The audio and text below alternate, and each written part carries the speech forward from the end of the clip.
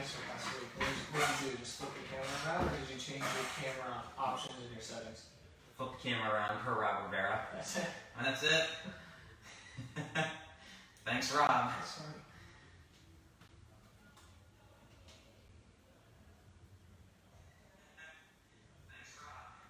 Oh. Whoa.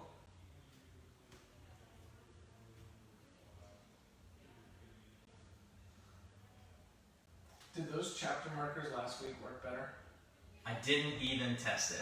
I feel terrible now. Because, like I said, Yeah. you were like, hey, make sure you're doing it this time, like, because we're kind of in the middle of the question. And I'm like, dude, I'm like listening to the whole episode again, like making sure I Yeah. time. And then it occurred to me that we don't have the intro in the Yeah. episode. Well, so here's the other thing. I think how this does this? Like it's like kind of crooked. Sorry, people, you're gonna see my face up close. Is that better? I don't know. Is it still on? Here, you can do a real-time adjustment. It's a little crooked. Is it still? Just a little. Ah, whatever. Just turn it upside down. Yeah. Just turn your head like this when you're watching. It's just slightly. Now everyone's gonna notice it and it's gonna bug me. Justin Scott's gonna say something. That's actually not too Why, bad. is he the only one in there? Huh? Is he watching? No, but he knows how OCD I am about certain things. What were we talking about? The intro and the chapter markers. So the other thing, did you watch the last video that we uploaded to YouTube? Rob added a sweet new intro to the actual video. Didn't watch it, but he showed me the intro on his phone. He was like, "Look at Pretty that." dope. Oh my god, that's pretty cool. Yeah. So, moral of the story is you guys should go and watch the beginning, even if you only watch the first like 15 seconds of the YouTube video. That would be pretty cool. Yeah.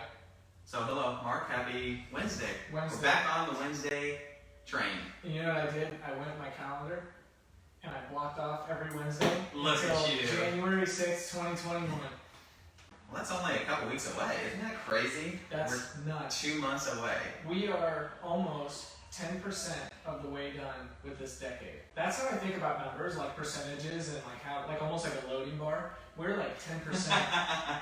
You can tell me. So we've been on dial-up for the last decade. Yeah, we'll just call that. That's what this year was, the dial-up year. Now, so I had a best friend. I still have a best friend. He was in my wedding. Grew up with him. I have a don't best friend, but now no, I'm not in friends anymore. And he's a year older than me, and he used to get into this argument with people that were a year older than him. Because so I graduated high school in 2002. He graduated in 2001. Okay. So he would argue with the people that graduated in 2000 because they would always say that they're the first class in the new millennia. But his argument was like, no, year zero, like you don't count year zero. So really, is this, are we already in our 10th year? No. Like, have we already completed the 10th year and this is the first year? I would have to disagree with you, Because best friend. 2020, think of that, there's a year there. That's So really, this is year one then. So we've already started the second decade. Right. Which counteracts your previous thing that we're finishing up a decade. We've already finished it. We finished it at the beginning, or at the end of 2019. Oh, your mind is blown. I said that we started a decade. We're almost 10% through this first decade. Or we're 10% through a decade. Meaning this was the first year of that decade, despite it being zero. It's almost like... Oh, you're saying we're starting the first year of a new decade, not we're finishing up the prior decade. No, this was the first year of the 2020s. Yeah. Because think of it in like centuries. So like we're in the 21st century, but we're in 2020. Like so, like the 16th century was the 1500s. 1500s. Yeah. I just say I don't say the 16th century because it confuses me. Yeah. I just say this like the 1500s. I do, and then I just subtract one and say, oh, 1500s. That's too much for me. I can't. Calm down, subtraction here, guys. It's really tough. I have no idea how I use my brain to like edit or post the podcast because I can't do -1 when it comes to centuries. That's why the chapter markers are messed up. Alright, well, we're back. It's nice to be here today. Yeah, it's actually a nice day out. It It's is. been pretty nice. It's been warm, but it's I feel like we're on our way to cooler weather in January. Did you see the other day the weather people, whatever you want to call them? Weatherman. I don't want to offend anybody. The weather people. Meteorologist. Yeah, that's such an official title. The meteorologist showed a graphical representation of the country the other day.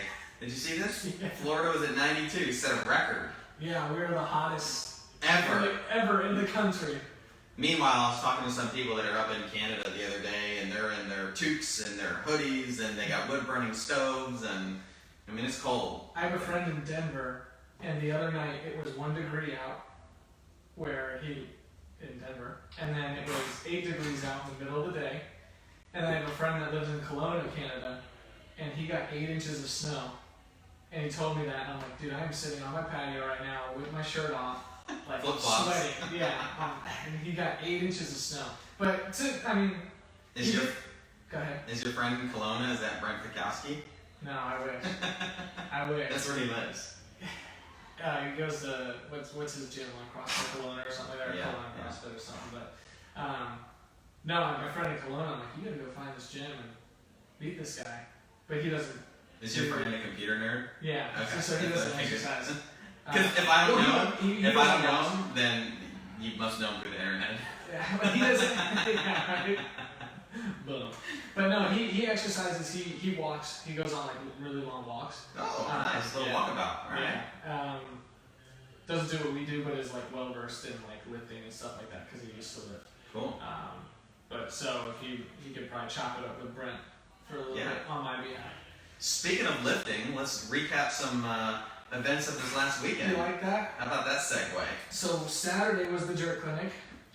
Yeah. That was awesome. Yeah. So as I was heading out, because we did the Saturday class, as I was walking out, Gene was kind of coming in and getting set up, and it's always cool watching him write out the programming for the 2 hours, and man, they get a lot done.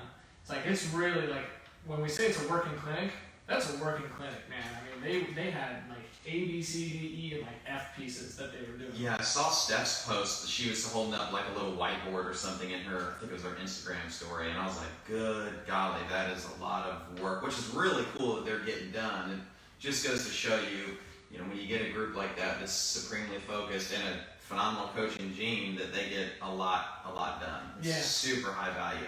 I have not, and this is a fault of mine, I have not checked in on if they like set a PR or like how heavy they lifted. I saw on Stephanie's post her board that she did clean and jerk a lot of weight. But I know that I think they started with like a heavy single clean and jerk just to, I'm assuming to like test the jerk under fatigue. Right. And then kind of work on drills there. So I need to check with the other athletes, see if how they did with that. But no, it looked like a good time. And then actually immediately after Gene coached that, he left for states. They went up and did the state weightlifting championships. I always say championships. Like, it's not champion potato chips, it's championships. You say championships? I always say championships, and I'm like, that's wrong. I've never heard that, but now I'm never going to forget that. So it's the state weightlifting championships. Rob and Gene competed in that. I think we mentioned that on the pod, and both came back as state championships. State champions. champions with chips. Yes, with metal chips hanging around their neck. So that's awesome. They both placed gold, first place. I was talking to Gene briefly yesterday, and he went 6 for 6, both with PRs. That's awesome. That's pretty remarkable. And to put that in context, I've been to so many of these events, and people, they really go for some extraordinary things, and sometimes it works out. More often than not, it doesn't. But anytime I was coaching somebody, in a weightlifting meet, it was always, you got to focus on you and making your lifts. Because what I told Gene is, it's one thing to be in here, on the platform, the comfort of your home gym and everything, and you set a PR and it's exciting, and you throw it up on the gram, because if it's not on the gram, it didn't really happen.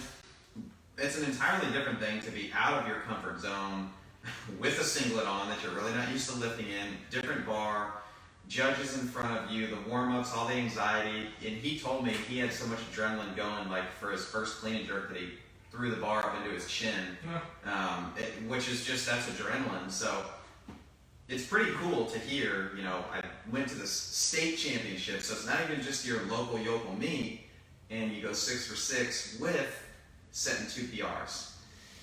Like 3 or 4 months ago, I was just chopping it up with Gene, and I said, what's your PR snatch? Because I think at the time I was lifting heavy and setting a PR or something, or testing a max, and he was like, I think it's like 155. And I'm like, he's like, yeah, I really want to get like 165. And he lifted 80 kilos this weekend, which is 176. So in the last few months, he increased it over 10%. Like, what's that? That's like 12 or 13% in the last few months. That's a big increase. Yeah. So that's really cool. And like you said, to do that in competition, to win gold, that's pretty cool. Yeah, it doesn't get much better than that. Yeah. So congrats to those guys. That's pretty remarkable. What else? Is that it for this weekend? Anything else happen? I think that was it. Yeah. That was it. That's it. Upcoming events. So, well, what we have written down is not really events. I'll go over that stuff in a second. But we do have this Saturday is our Halloween workout. So come dressed in your best. See how I rhymed that there? Ooh, nice. In a costume of some sorts.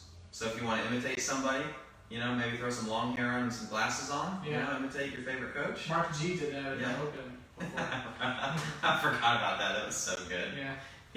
He is so into Halloween. Yeah. You ever go by his house? I haven't, but I've seen the pictures. It's remarkable. He builds cool stuff out of stuff around his house. Yeah. So Halloween workout Saturday, 9 a.m. I have heard you mention this a couple times, but it's worth mentioning again here that we did increase the capacity of classes because we could tolerate this as having at least 16 people in here. So that would be awesome to fill that out. And then after that, Labor Day is coming, or excuse me, Veterans Day, not Labor Day. We already had that. Veterans Day is the 11th of November, as it is every year. Every year. We will have just one workout at 9 a.m. like we always do. That's just a historical trend, so we'll stick with that. One workout on Veterans Day, 9 a.m. Be here or don't. Those are your 2 options. And then a couple days after that, come on over to my house for the main event, 2 to 5 p.m. for Friendsgiving. Bring your favorite dish. I did have some good questions and conversations around Friendsgiving with a few people over the past week. And, you know, just with the environment of COVID and what's going on, people are naturally a bit apprehensive. And so they're wondering, you know, hey, how are things going to be? So you've been over to our house. I think I've only allowed you there once. Was it last year at Friendsgiving, right? That's one way to put it. Yeah, last year at Friendsgiving. So you probably don't remember much about the house. Anyways, we gotta change that, man. So we have the ability to open like so many doors in our house. We have French doors all over the place. So we'll have maximum airflow, all the fans on, front patio too. We're gonna have the food set up inside, and I'll get into the reason why, but we're going to have it set up a little bit differently than last year. We'll have it more spread out so it doesn't really promote a ton of congregation inside, because that's really, I think, what people are most, you know, concerned or apprehensive about in terms of getting together with a lot of people. So we will have the food inside because we don't want it outside with all the bugs. The other reason is because we want to have enough tables for people to sit down outside and spread out and things. So, you know, somebody said, well, why don't you just, you know, put the food on the tables outside? Well, because we only have a finite amount of tables, and so we can't do that. So the food will be inside, it'll be spread out more. We'll make sure, you know, that we spread that out, got all the doors open, and then we're going to have it nice and spread out. Outside is where most people will really be hanging out and spending time together. So we will also have a bounce house, mainly for the kids, but you'll probably get in there. Am I allowed? I'm good. I don't know what the liability is on something like that, but I'll be here throwing elbows. Yeah, that's right. So yeah, Friendsgiving 2 to 5 p.m. and then like we talked about last episode, the after party is at the new Ronnie household. He didn't really deny that when he was in class the other day and you brought it up. He just kind of chuckled and was like, "Is he for real?" He confirmed it. He was like, "Oh yeah." All right. So you at my house, like jokingly, like Justin Scott told me Nas approved it, so. Pay $100 admittance, and it's allowed, right? Yeah. Quick trivia question: who was president when Veterans Day? Which bonus points if you can tell me what it was previously called? You already said it, and I knew it as Armistice Day because I think actually either Jay or Mark G wrote a blog post or kind of inspired me writing a blog post about it. Was it Roosevelt? No, I'm only 80% sure who it was. God. Eisenhower. No. I don't know. Woodrow Wilson. Okay, that probably sounds right. That was my third and final guess anyhow. Let's see. Veterans Day. Okay, while Mark is looking up Veterans Day and the details, I'll go over the other upcoming stuff. We got new shirts coming. So the Woodrow Wilson. Woodrow Wilson, good, okay. The Brandon, wrong. Wrong. You're wrong. No, Brandon, you were wrong. It's not FDR. Wrong. Woodrow Wilson. What was the year? Bonus points. I don't know. 1914. Close. I was close, man. Yeah, I should have went to the end of the war. Yeah, the last year of the decade. Okay. Alright, so we've got new shirts. There is a hint around the gym of what they are potentially going to look like. So you don't even know this, nobody does. But I think I can guess because Yes. I notice things like that. But so we'll talk about that. Yeah, after. Justin Scott might. And then I'm putting together a new hoodie design. You know me, man. I'm super excited. I love going over all the different iterations that we've had. And then I'm thinking about getting some other things. Hats. We haven't done hats for a long time. We've gotten requests for those. It doesn't get really cold enough for like beanies or anything like that. You know, I'm a big fan of socks, so maybe we could get some CFG socks, you know? You know those socks where they put like people's faces or like dogs' faces? Yeah, Yes. Let's do that, but with your face on socks. If people would buy them and wear them, I would definitely do that. Yeah. It's not just about the sale, Mark. I want people to be proud to wear my face. On their socks. On their socks. So hats, socks, boxer briefs? Boxer briefs. CFG Yeah. boxer briefs. Yeah. All right. Hoodies and shirts. So. Cool. Lots of apparel. Yeah. Nice. All right. So let's get into some questions that were submitted to us. Number one, how is adherence/fidelity? How is adherence tied to evaluating the efficacy of something? Something could be a program, a way of eating, a new system at work, etc. Mm-hmm. How is adherence and fidelity? So let me define a couple of terms. Number one, efficacy simply means that the thing does what it says it's supposed to do. Yeah. How and so is it also a measure of how well it does it, or is it just does it do what it's supposed to do? Does it do what it is intended to do? Okay. So not how well. Correct. That would be effectiveness. Right. Yeah. I learned this in school, but I've been out for right. a year and a half. So this is really important, and this is some things to think about. You know, whenever you see scientific research comes out that says, "Hey, back to the cookie diet. The cookie diet is the best way to lose weight or whatever." You know, well, guess what? It actually does do what it says it does. How effective is it, especially in the long term? That's a different story. So efficacy. So a great example of this is I want to get stronger, so I'm going to put you on this specific squatting cycle or strength cycle. Does it do what it says it's going to do? Yes or no? Okay. Okay. Adherence is an interesting one, and we think about this behind the scenes of the business, and really all businesses do this, but specifically like from a gym perspective. Let's say that you have two members, member A, member B. Member A has a membership that allows them to come 12 times a month. Member B has a membership that allows them to come 20 times per month. So there's a big difference. Member A comes religiously, no pun intended, 12 times per month, month after month after month. Member B comes 15 times per month consistently. So, just looking at it from face value, it would seem that member B is the more committed, the one that you can count on to be around long term, but in fact, their adherence is lower. So adherence 75%. is a measure of how much is somebody maximizing what it is that they are signed up to do. Okay. That's a great way to describe it. Yeah. So, how is adherence tied to evaluating the efficacy of something? And again, the context is a program, eating, a new system at work. So, with those definitions, Mark, what do you think? How is adherence? I gotta talk it out again. How is adherence and fidelity tied to evaluating the efficacy of something? Well, or put another way, does it matter how well you adhere to something to get out of a program what you signed up for it? You would think so, yeah, absolutely. Yes. I'm just thinking about the question being asked and thinking of how to answer it, but also how to expound on that a little bit more. Is how is it tied to evaluating? So that's how I'm thinking of this. It's not really, we're not thinking about how is it tied to like the actual efficacy of it, but more of the evaluation of it. And then we can also talk about the efficacy of it. So how is it tied to evaluating it? Meaning like if you were the evaluator, you know, how would you do it? Would you need to do it, and why? Yeah. The why, of course, is because as we just decided, it is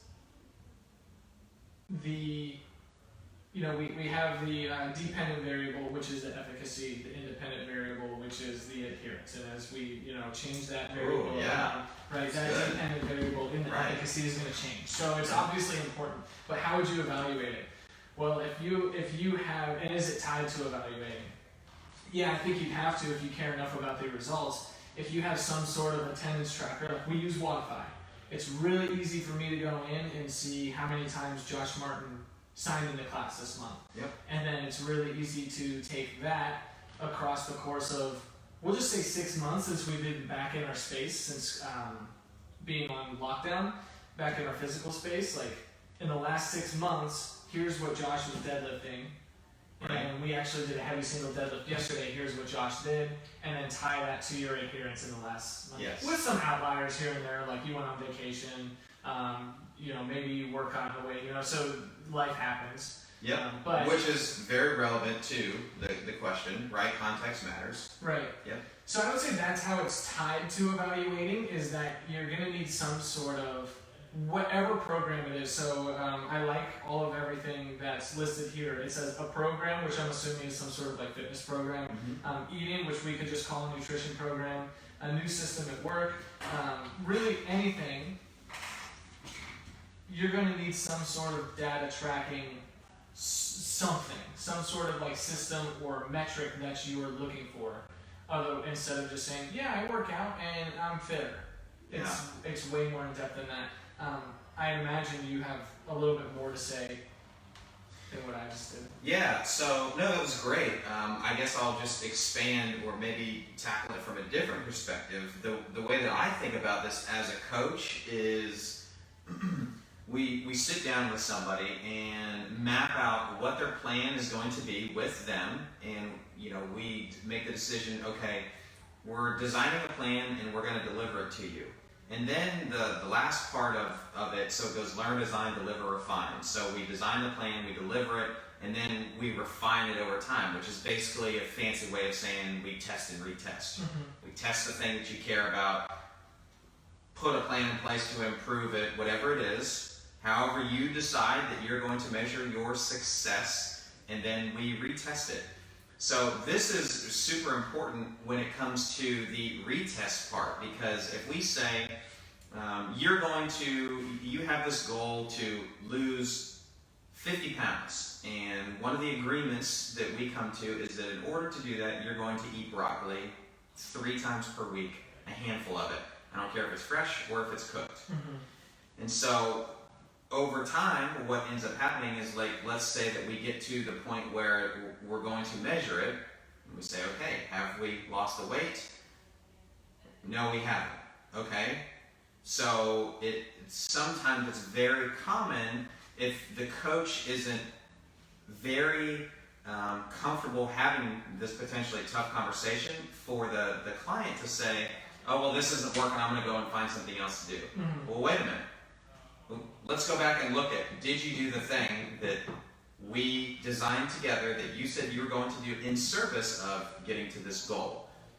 And in my experience, more often than not, the answer is no. And so that's why this is so important. So if you didn't adhere to what the plan was, then you can't say with any sort of, definitiveness that the efficacy of the program was the thing that messed up. You have to adhere to it in order to really evaluate it. Is it doing what it is intending to do? Well, that depends. How well did you adhere to what the plan was? Now, there is definite cases, and this is the part of, working with people, so many tens of thousands of people over the years that, we have experience doing this. There is definite instances that we come up with a plan, they adhere to it spectacularly well, and it doesn't work. Does that mean it was all for naught? No, it was a learning opportunity. Mm-hmm. And it's also a recognition that what works for one doesn't work for all. So there does have to be an investment, but is it tied to evaluating it? Absolutely. And usually it's in the order that we think of it from a coaching perspective is, okay, I'm pretty confident this is going to work in service to where you want to go on this journey if you simply adhere to it. But you can't come back and say it didn't work if you didn't do the work. Right. So we'll use the example again with nutrition and someone coming in and sitting down with you and they say, Josh, I want to lose 50 pounds. And say, okay, here's what we're going to do. Broccoli 3 times a week, and then for all your meals, I want you to practice the plate method. Not even all your meals, maybe like 1 meal a day. Let's practice plate method. Let's take our time and let's make sure in that plate method we're getting the handfuls of broccoli. And then if it doesn't work, it's, as you mentioned, hey, this doesn't work. I think I'm going to pause. Well, what were you doing? And people have a hard time going, well, I was doing the 2 days a week of broccoli. Why didn't I lose any of it? Any pounds? Why didn't I lose any weight?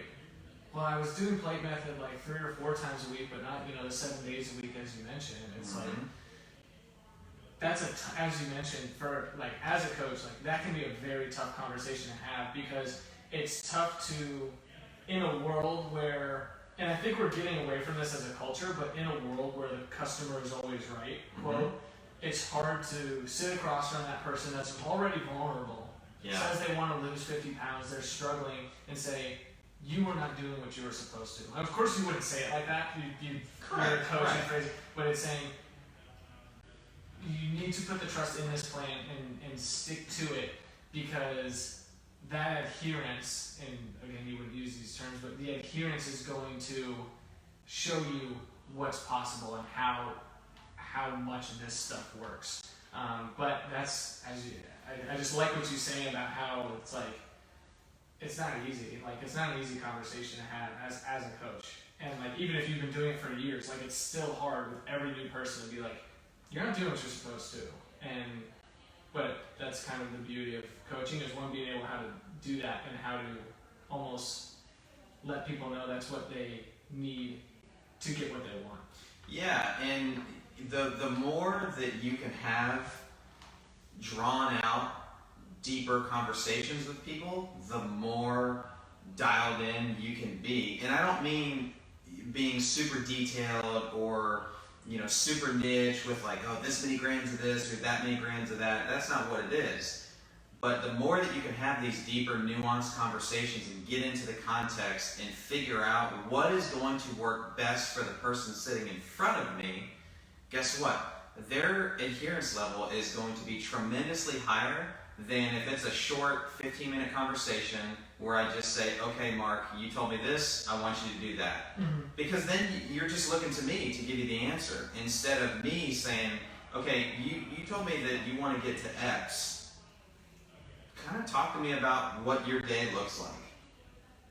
And then I can help you put this into context, and then we can together create this plan that is not only going to lead you in the right direction, but be the right fit for you. Right. Right? I don't know why this analogy just came into my head, but imagine that you are going to, go for a marathon run and you decide that you want to get a new pair of shoes. Naturally, it comes back to shoes for me. Mhm. But you want to get a new pair of shoes. Well, there's probably a bunch of different shoes that you could choose from. But I guarantee you that if I gave you a size 8, even in the perfect shoe, that's not going to fit too good for you, right? It's not going to be too enjoyable, and you're probably not going to adhere to wearing them. Right. But if I gave you the right size that fits you, you may go slower, you may go faster, I don't know. But I guarantee you're going to keep that shoe on longer and adhere to it on your way to running that marathon. Wow. Knowledge bomb. That's a really good analogy. So, I just think this is really an interesting question with a bunch of layers to it. I think we talked about the why adherence. We talked about, is adherence important? Why is it important? So, and I guess we did talk about how it's tied to evaluating the efficacy of something. I just find it, there's all these different layers of it. I think we answered it, but I just feel like I have so much more to say that I can't verbalize or I definitely think it's a much deeper conversation that we could go further down the rabbit hole on, but I think that's good. We can leave it at that. What about the effectiveness? So we talked at the beginning, we defined efficacy, and then I was like, does it measure how well? And you're like, no, that's effectiveness. How is adherence tied to evaluating the effectiveness, and how is it tied to the effectiveness of something? Of a program and So instead of efficacy, you're asking about effectiveness. Yeah. How is adherence tied to evaluating the effectiveness of something? Yeah. I think it's very closely related. When I think about effectiveness, I do think that is something that is also super important for people to consider. But I do think that what you need to attach to effectiveness is a time component. And here's what I mean by that. If at face value somebody says, my goal is to lose 20 pounds, okay? It's probably super effective just to starve that person for several days and just tell them to drink water, right? But, is that the right thing to do over time? So you have to recognize, like, context really matters when we're looking at effectiveness. Mm-hmm. So if you're not looking past, okay, 20 pounds, I'm done, I never want to see you again, person, then you could probably be the most effective, coach in that space forever. But you have to take again to context, what is going to work best for the person sitting in front of you, Yeah. So it may be that you don't desire the black and white, most effective route to that goal. You may want to take 5 years to get there because of all the other things that are going to impact the adherence long term on that. It's all kind of coming back to me now, and something we learned in school is we learned that the components that you're looking for in the perfect, quote, the perfect program is one that is efficacy, it has effectiveness, and it has high safety rating. It's safe, it's effective, and it's efficacy. And so when all those are perfectly balanced, you come up with, on paper, like in black and white, the perfect program, which we know isn't the perfect program. We have a different definition for it, but the perfect program should be safe, effective, and efficacy. It's funny because we say that the perfect one is the one that people are going to stick to, right? Yeah. You might stick to something that's very effective and efficacious, but if it's not safe, are you going to stick to it? So that example you use about somebody that wants to come in and lose 20 pounds, it's like, well, we can starve you, and that's obviously that has high efficacy, right? Because it works. It's effective because you lost the 20 pounds in 2 days, right? But it's not safe because now you don't look good. You don't feel good. Right. Yeah, if performance is your thing, you're not performing well. Even if performance, like in the gym, isn't your thing, like how well are you doing your job? How are you sleeping? So it's not safe. Cognitive function, yep. Exactly. But I also think effectiveness is really subjective. So you could put someone you have way more training time doing like Olympic lifts and overall lifting than I do. You could put you on a weightlifting program or an eating program, and you might lose 2% body fat and put 20 pounds on your back squat or something. Mm-hmm. I might lose 1% body fat, or we'll just say, to make it easy, I might lose 5% body fat and put 40 pounds on my back squat, right? Because I have less training age. I'm training is younger. Does that mean that the program was more effective for me? Well, on paper, yeah. Mm-hmm. But that's also really subjective. So Yeah. I think there are more things that have to be taken Yeah, into because account. they both had great efficacy, right? It Yeah. did what it said it was going to do, but was there a more effective one for you or for me? Right. And who came out of it will say like less banged up. Yeah. So like, man, maybe you just squatted every day. You did squat every day for like 100 days or something, and now your knees like are dust. Right. And like maybe I did it and I don't have knees, like they're not even dust. It's like, so was it really safe? So Yep. I think those are all things. I know we kind of got off the track in terms of adherence, but we kind of just made that more of like a science lesson on evaluating whatever program you're using, with adherence kind of being at the forefront. So in a nutshell, it's closely tied to evaluating. It is necessary to evaluate with any sort of accuracy the efficacy of something, is what we're saying. Yes. All right. Cool. Cool. Number 2, when is it appropriate to do max effort lifts? And then kind of going off of that a little bit is, who is it appropriate and not appropriate for? You want me to go or you to go? No, I'll go because I'm going to say what everybody doesn't want to hear, and I'll be that guy, okay? I'll be the villain. It's fine. I was planning to be it too, so 2 bad guys. Perfect. Nice. That caught it. It's like, what's a movie with 2 bad guys in it? Where they're like trying to be... I don't know. I would say, what was it, Batman vs. Superman? They were both bad guys. Oh yeah, both bad guys. Yeah. Not a good movie. So when is it appropriate to do max effort lifts? I would say if you're listening to this podcast, it's probably never appropriate. It's probably... Bold. And that's just, I know the audience we have. I know who listens to this and what their goals are. I know, but it's just, like I said, that's... Hold on, back up and repeat that part. I know them and... what their goals are. Okay. And so... we could end it right there, but go ahead. Keep going, because it's good. But I also understand and listen to you guys, because I hear you when you say it, like, that stuff is fun to do. And I agree. Like, it is fun to do.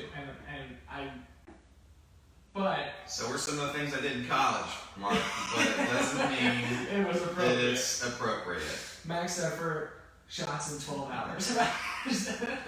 So I would say for most people listening to this, it is never appropriate to do max effort lifts.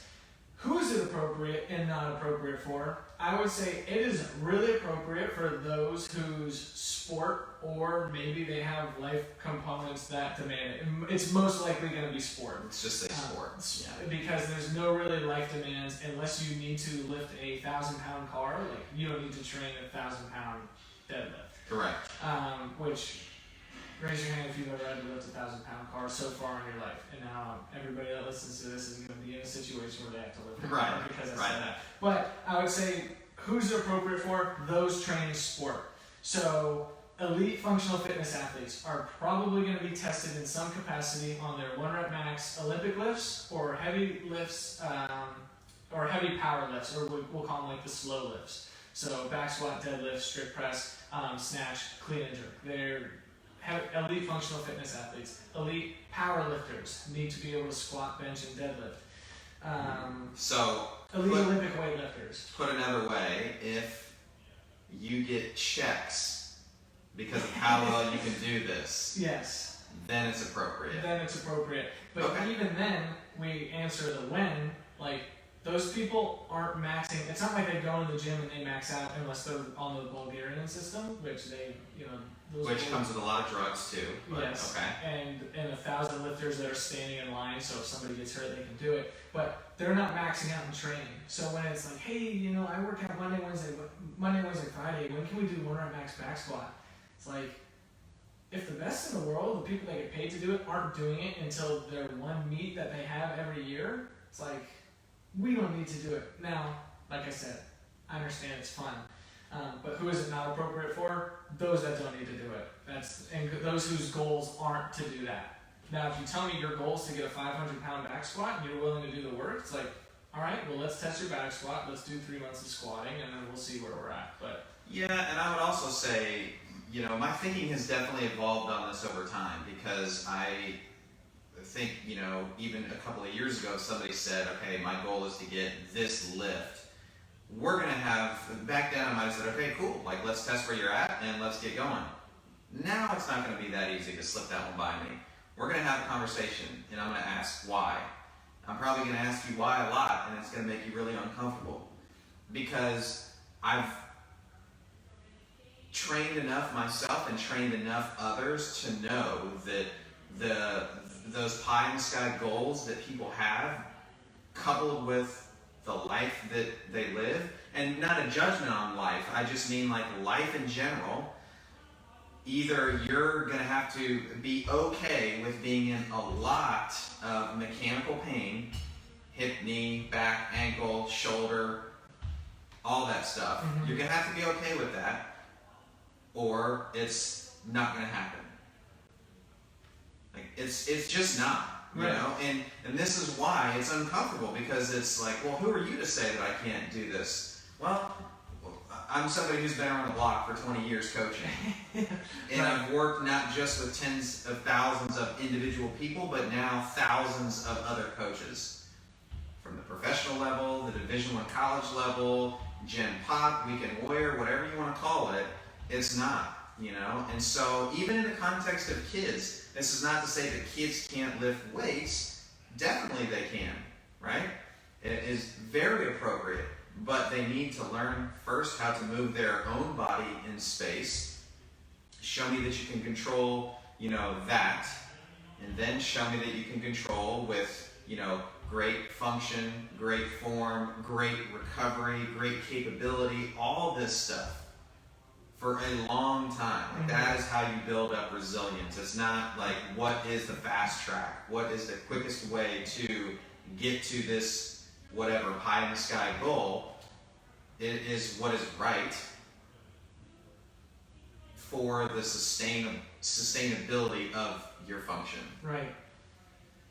And that's tough. I mean, it's tough for somebody who is involved, like I have been for so long, with sports performance. It's much easier with Gen Pop, because I think I've got enough credibility that if I say that, then people are going to respect that. Now, they might ask questions, but I can speak to it, for as long as somebody wants to speak to me on it about that it's not right. And they might not like it, but as you said, they'll respect it. That's fine. Yeah. Now, dude, I lost a popularity contest decades ago, so I'm not afraid of people not liking an answer or not liking me because of it. There are still things we can do to kind of meet the wants and needs of the people that want to do that, though. So, for example, I'm always asked, when can we run our max back squat? When can we, because for those that don't already know, our program for our gym is, when can we run our max back squat, front squat, deadlift, and bench press is usually what I'm asked. And lately we've been doing workouts over the last 4 or 5 weeks where it's, okay, we're going to do this really tough, we'll just call it a cardio test. Or an aerobic test. Yeah, an aerobic conditioning test. And then with the remainder of time, and it's normally on an 18 to a 20-minute clock, we'll do the lifting.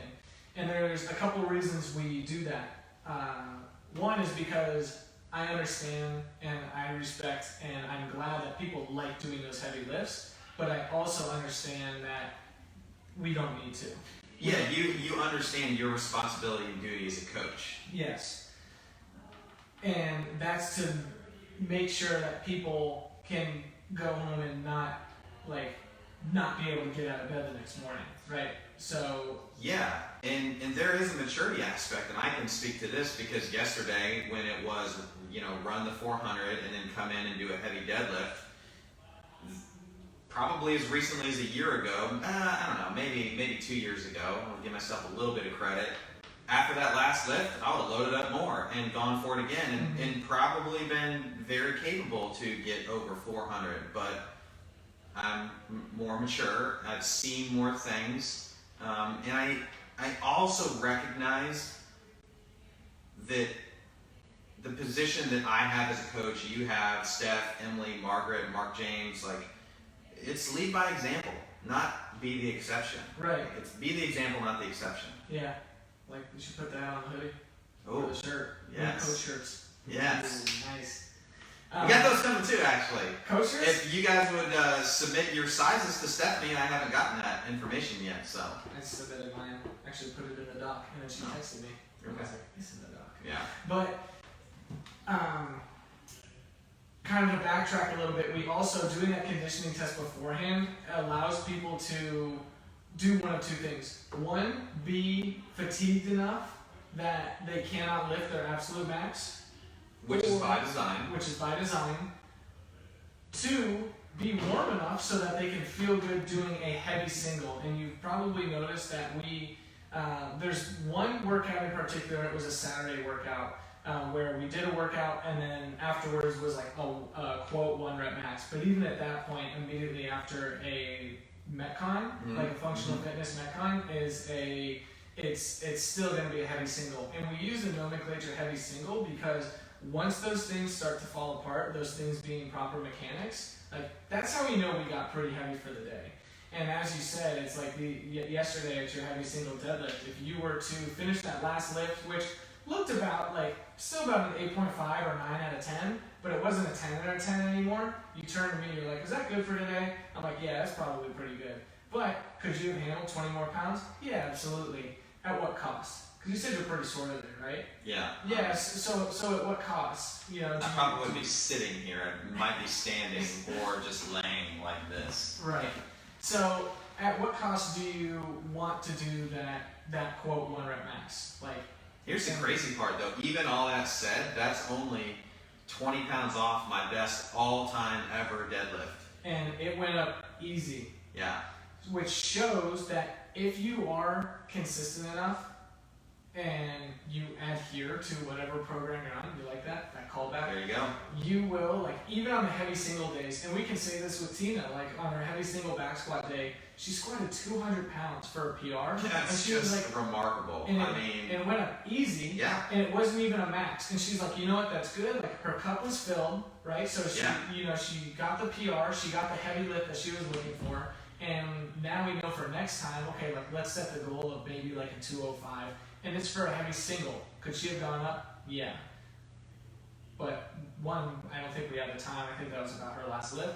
And two, again, there's no reason to. So that's kind of my answer as programmer for when's it appropriate, who's it appropriate and not appropriate for to do those max lifts. I was just thinking about this as you were saying it. So when's it appropriate to do max effort lifts? Take the performance aspect out of it. Take the athlete mentality, take the sport piece out of it, all that stuff. Let's just say for everybody that comes in here, just what we would call general population people.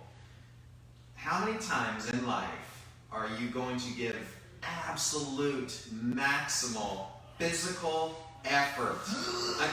And if you think that it's more than one time in your life, you don't understand what maximal effort is. Right. So going back to the example that you made earlier is, think about this. How many times are you going to have to lift up the back? Have to, not get to or want to, or I'm trying to show off at a party, or it's a stupid circus trick. How many times in your life are you going to have to do a max effort whatever? Probably never. Never. Ever. How many times have you heard the story of the person that got superhuman strength because their kid got trapped under a car? Maybe a handful. There's 7 billion people in the world. Yeah. I think we would hear if more people were having these issues. Yeah. And it'd be And it's not a thing of, well, I got to train to be ready for it. No, you don't. No, you don't. Yeah. You need to train to be sustainable for 95 years. Right. And it's not, I'm sorry, I know that's not popular. We probably just lost the one listener that we had. Unless, again, it was your sport. Now, if it's your sport, that's a different story. But again, the 99% of people, it's just not necessary. And I'm sorry, guys. I know it's fun. I hear you. I'm going to get some funny looks and some comments for the people that listen to this, and they're not going to like it. But hey, like you said, I'm okay with that. But hey, I think it really, this opens a very wide door for good conversation if people want to have it. Because it's not a, well, I like it. Well, but I love eating pizza and Coke and ice cream and, like I said, things in college. But guess what? And they're fun. Doesn't mean it's the right thing to do or that you should do it or that it's sustainable. Anyways, I do think that it ties in nicely to, in a roundabout way, the last question that we have here, which is, when to rest? How sore is too sore? Is there a threshold for pushing our soreness level, but still being able to make fitness gains? Yes, there is a threshold. But again, it's very subjective. Yeah. So there's something called overreaching, and that's what you want. That's actually, you need to overreach to make fitness gains. You need to push your body to the brink or just before the brink of overtraining. Overtraining is where injury occurs. So the SAID principle, again, I'm pulling out all the stops on my education. Don't worry, I'm going to go down a deep science hole in just a second here too. So the SAID principle, specific adaptation on imposed demands. So that basically means your body's going to adapt to whatever stresses you the specific stresses you put it on. So if you continually get punched in the face, you adapt to getting punched in the face. You don't adapt to getting punched in the stomach. Correct. Which means you're going to have a really strong face. Yes. So is there a threshold for pushing our soreness level? Yes. When we need to push into that overreaching part of training so that we can adapt to those specific demands. That's kind of the whole idea around doing functional fitness and functional movements is, hey, these are functional movements, so when you do them really hard and really fast, your body's going to adapt and in turn make you better at life skills. So picking up the groceries, playing with kids, maybe throwing your kids in the pool because how many times have you done that before, right? So that's a push press or a push jerk or something. So that's specific adaptation that's going to make things like that easier. The threshold is when you get into overtraining, and unfortunately, unless you're really in tune with your body or have something like this that you can help guide, and we can go down the rabbit hole that we did last week. For those not watching, Mark pointed to his Whoop. Yeah, I pointed my Whoop. So any sort of fitness tracking watch, unless you have something like that, you're probably not going to know you're overtraining until you're injured. Unless, like I said, you're really in tune with your body. So, and we can cover some things that help you get in tune and know when you're overtraining. So if you're not motivated, if you're irritable, if you have loss of appetite, if you are not sleeping well, if you're overly stressed, which you can kind of put irritable, GI distress. Yeah, that's a good one. GI distress. Performance in the gym drops significantly. That's how you know you're kind of overtraining and you're kind of on a clock. It's like, hey, if I keep this up, you're going to be out of training for an extended period of time, whereas taking what we call a deload. I've said a lot. I'm going to let you go now. Okay, so there's a couple things that I'll define for people. So you mentioned specific adaptation to imposed demand. And the adaptation part, I think, is super, super important to really understand. So there's a guy back in the day by the name of Hans Selye who came up with the what we call the GAS, the General Adaptation Syndrome, and he basically defined how the body reacts to stress. And I'll define what stress is, but when a stressor is put onto the body, guess what? biologically, the only thing that internally that our body cares about is two things: survive and reproduce. Survive and reproduce. So the way that we do that is by having the stress response where the body goes into an alarm phase, looks at the stress, evaluates it, and figures out, okay, how can we make sure that, this doesn't hurt us again next time? So we get stronger, we get faster, we get more resilient in some way. When you are in this state of chronic stress, which is what you're talking about with overtraining, what actually happens is that your body is just attacking itself over a long period of time. Now, here is what separates great coaches from world-class coaches, is it's stress on the body.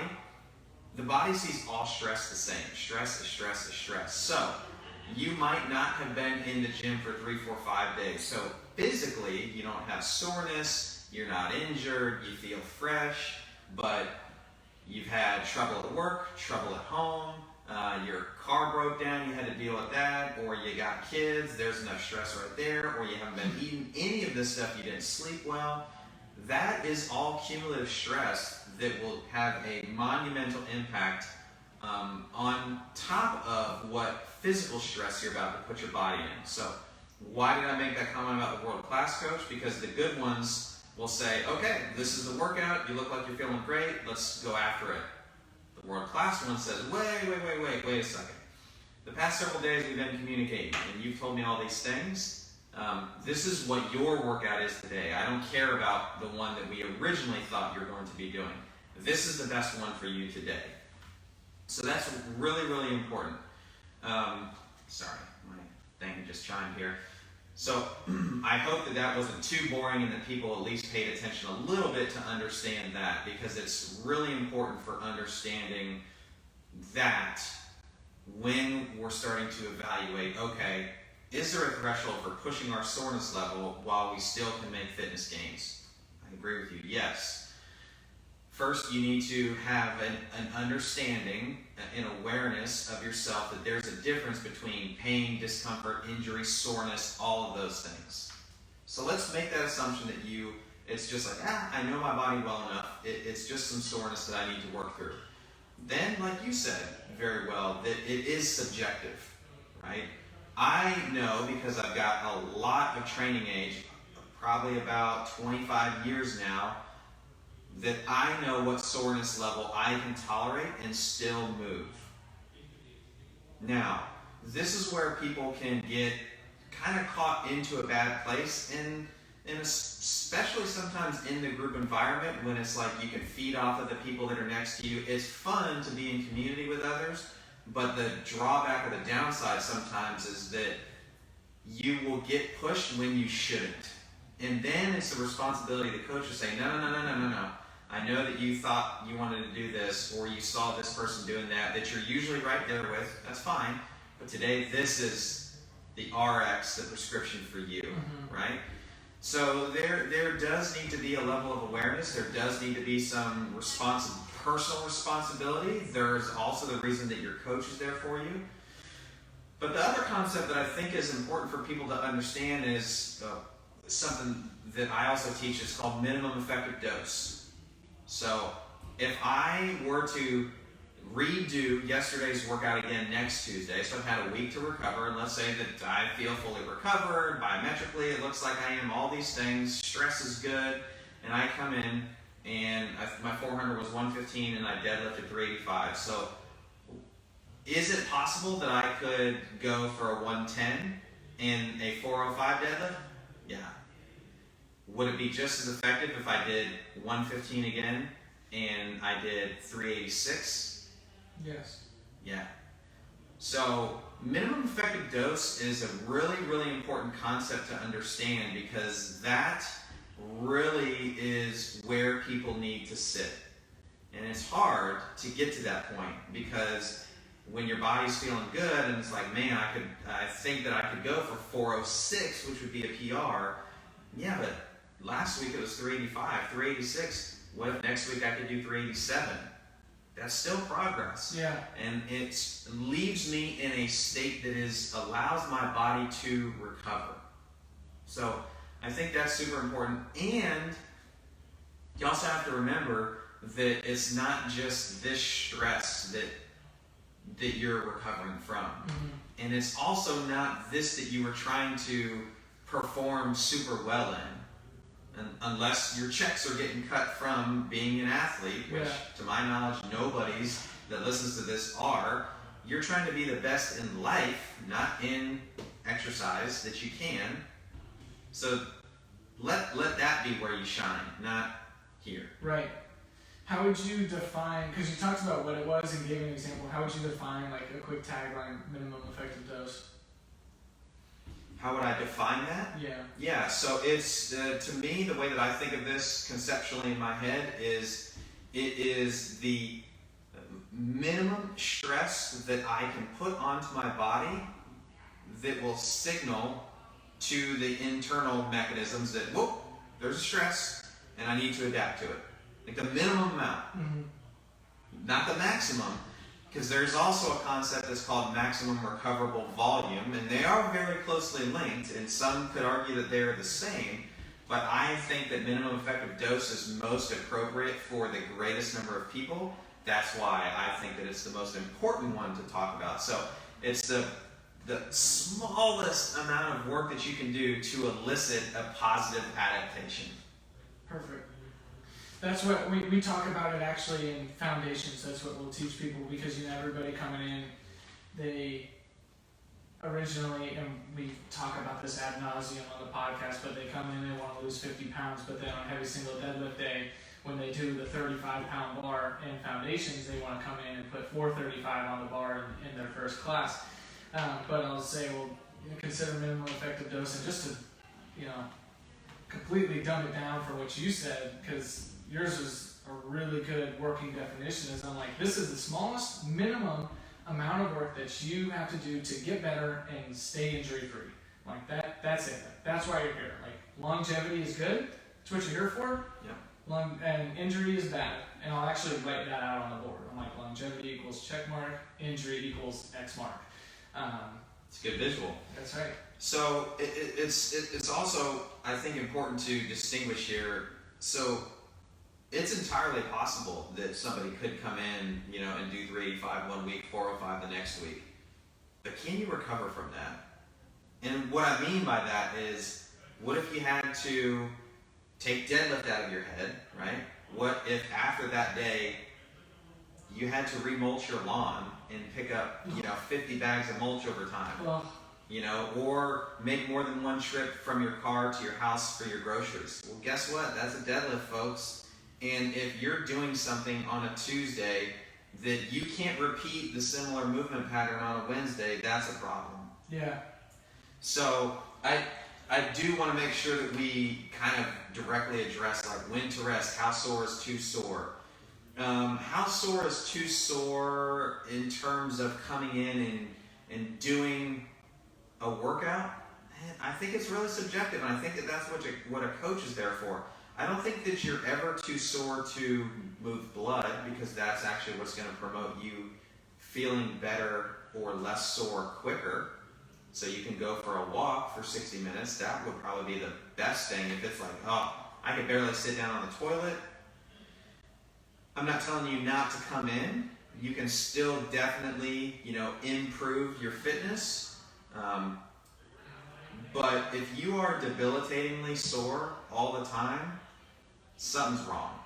And I don't mean like medically or something like that. I just mean with what you're doing in life, coupled with training, coupled with nutrition, stress management, sleep, something's off. Right. And it might manifest as soreness post-workout, and that could be the issue.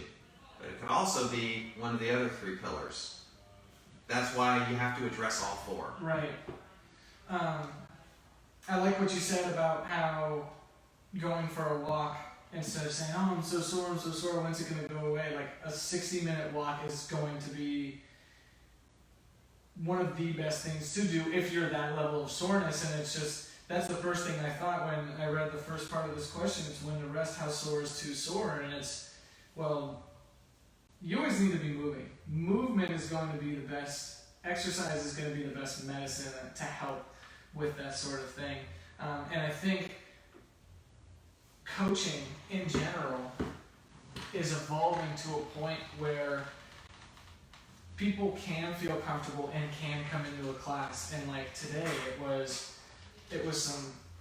box jumps and some cleans, right? So some very sore leg work where somebody was sore yesterday, we might say, hey, come in and like we'll set you up. Like you don't even have to do that.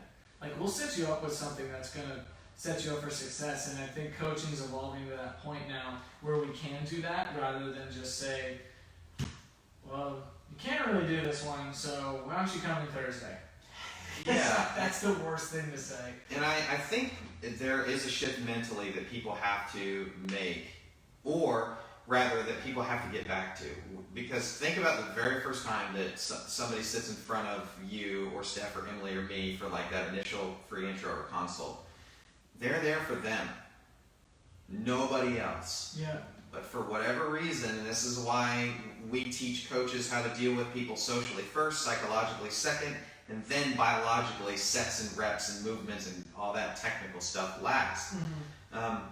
Something happens psychologically if you go into the group. All of a sudden you lose the perspective of who you're actually there for. Right. You're there for you.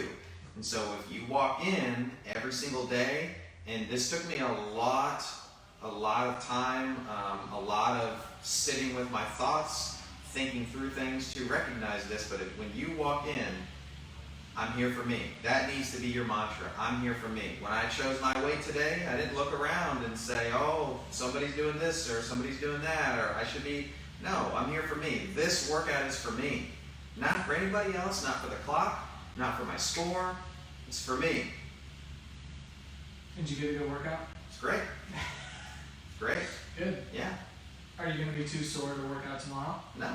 I'll probably have some soreness, but, you know, I'm also very, I mean, it's taken me a long time, and so I do have the patience for people, like all coaches should, that awareness of what I can tolerate from a soreness perspective, what is injury, what's discomfort, what's pain. That takes a long time to really get dialed in, especially when you think about it. There's such a variety in what we do in here on a daily basis. I'm super intuitive about like what's going on.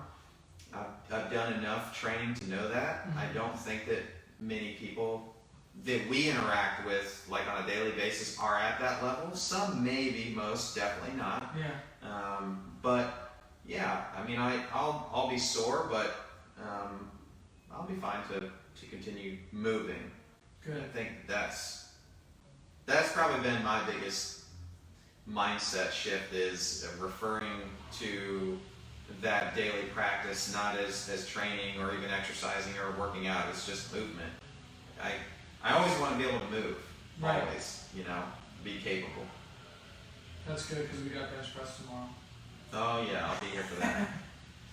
Yeah. We are at an hour and 6 minutes. I think that's good, man. Good. Yeah. We had next episode questions. So so it was a couple weeks ago, actually, we were recording an episode and we were out there, 20 minutes beforehand saying, hey, anybody got questions they want to ask for the podcast? And so we ended up getting some. And this time we actually had questions lined up, but the ones we answered today took precedence. So that's pretty cool to already have a lineup for next week. That's right. And then we'll probably be asked even more and more going in. So now we got like this whole library of questions that we can answer. Cool. One of your questions next week is going to be, when is it appropriate to lift really, really, really heavy? Like something I could only do one time ever. Can I do it this week? But it's not maximal. But it's not maximal, but I couldn't repeat it. And it's going to take me 6 months to recover from it. Yeah. But it's not maximal. And can we do it on Wednesday? Yeah. No. All right.